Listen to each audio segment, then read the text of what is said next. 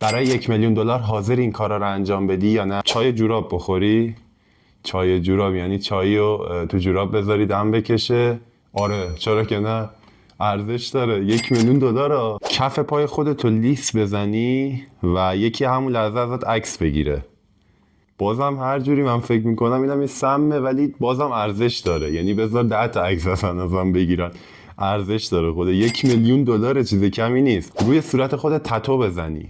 تتو که خیلی خوبه، خدایی من خیلی اینو دوست دارم. اصلا این برام سخت نیست، خیلی راحته. اتفاقا اینجا همه جا میزنم، فرقی برام نداره. تتو خیلی خوبه. 1 هفته توی خونه جن زده زندگی کنی. خب معلوم نیست که بعد اون 1 هفته من زنده بیرون بیام یا نه، یا تسخیر نشم. خب پس نمیشه، منطقی نیست. 1,000,000 دلار به دردم نمیخوره. زیر بغل عرقی و لیس بزنی.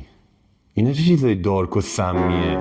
ولی بازم هر جور فکر میکنم 1,000,000 دلاره. اصلا هر جور حساب میکنم ارزش داره این کارم بکنی. یک مش بزنی به کسی که دوستش داری. یه مش بزنی به کسی که دوستش داری. اینم سخته، ولی آره میزنم. واقعیتش 1,000,000 دلار که گرفتم 200-300 تاشو میدم بهش، در دلش در بیارم. تازه اون بعد این 200-300 تا تازه میاد میگه بیا این رو من بزن، 200-300 تا دیگه هم بده. خب دوستان، شما نظرتون تو کامنت ها بنویسید. برای 1,000,000 دلار حاضرید کدوم یکی از اینا رو انجام بدید؟ لایک و سابسکرایب یادتون نره. دوستتون دارم. فعلا.